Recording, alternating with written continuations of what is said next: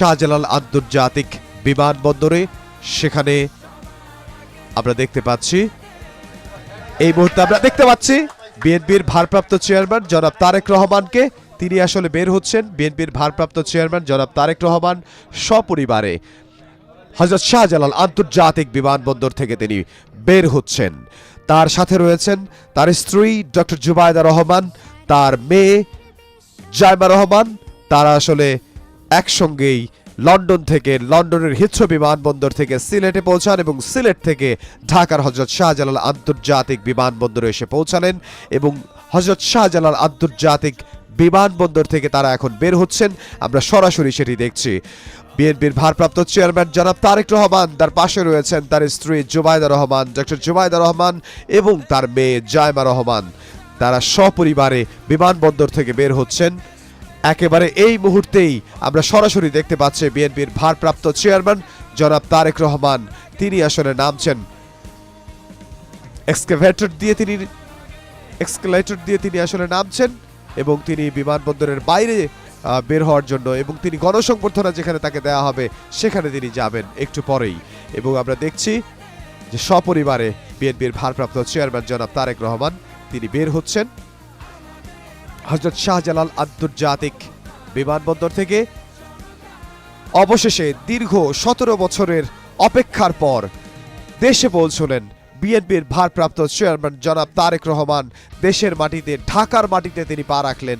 এই মুহূর্তে তিনি ঢাকার মাটিতে পা রাখলেন। আমরা সরাসরি সেটি দেখছি।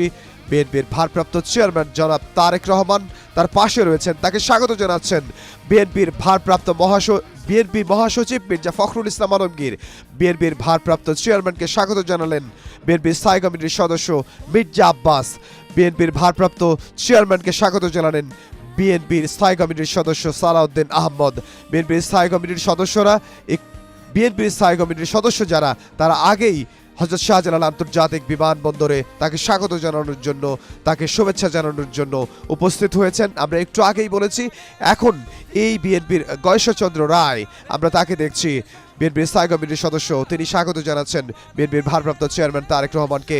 ডক্টর মঈন খান তিনি স্বাগত জানাচ্ছেন বিএনপির স্থায়ী কমিটির সদস্য নজরুল ইসলাম খান, তিনি স্বাগত জানাচ্ছেন বিএনপির ভারপ্রাপ্ত চেয়ারম্যান জনাব তারেক রহমানকে।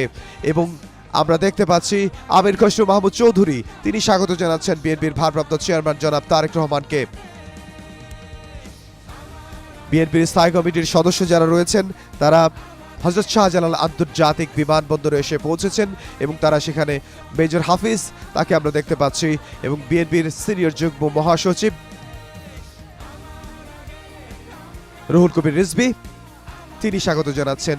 আমরা দেখেছি যারা রাজপথে ছিলেন, রাজপথের নেতৃবৃন্দ, বিএনপির স্থায়ী কমিটির সদস্য, তাদেরকে আমরা দেখতে পাচ্ছি বিএনপির ভারপ্রাপ্ত চেয়ারম্যান জনাব তারেক রহমান তাকে স্বাগত জানাচ্ছে, তার সঙ্গে করমর্দন করছেন।